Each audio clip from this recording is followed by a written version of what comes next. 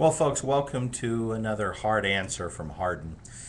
Today we're going to talk about the question of I'm a homeowner, I owe more than my home is worth, and I face a point today or in the near future where I can no longer afford my mortgage. What do I do? This is a very scary time for homeowners. They need to understand what their options are, and seeing what's happened over the last 2 years, well, that just increases that fear.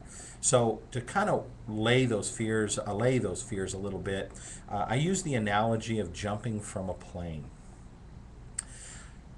The captain's announced that we are out of fuel and this plane is going to crash. You don't have enough fuel to get put in the plane and get it to its destination. So what do? Now, you would jump from a plane that's going to crash, but you wouldn't jump from a plane without a parachute. So if you're going to jump from that airplane, make an exit from that current situation, you're going to find a way to soften that landing.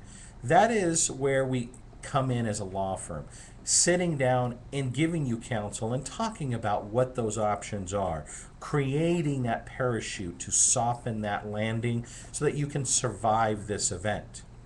Okay, fine. You're on an airplane, it's out of fuel, it's going to go down, it's going to crash, and you're wearing a parachute. Well, you get up and you get ready to jump. Well, if that plane's at 31,000 feet, you don't jump now. In other words, you've got plenty of time from the time that you stop making your mortgage payment, if that is in your best interest, before that home can even go to foreclosure or, quote, crash. So if that's true, you might want to wait a while before that plane to get a little closer to the ground because you're responsible for what happens to that house the moment you exit that house. Now the question is going to be, how will that exit look? That is, what would that parachute look like? Will it be a short sale? Will it be a deed in lieu?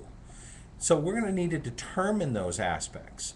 So again, you're at the door of a plane.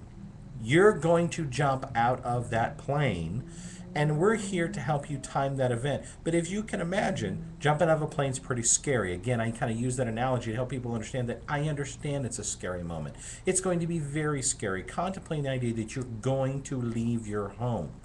So you've got a parachute. That is, you have good legal counsel. You've waited as much time as appropriate in the home. Maybe you've started a short sale process, so now it's going to go through short sale. Or you may allow that plane to go to foreclosure, but you're still going to leave before that occurs. You want to go down with the ship, so you're going to jump. Well, understand when you jump out of a plane, you don't flap your arms and fly back.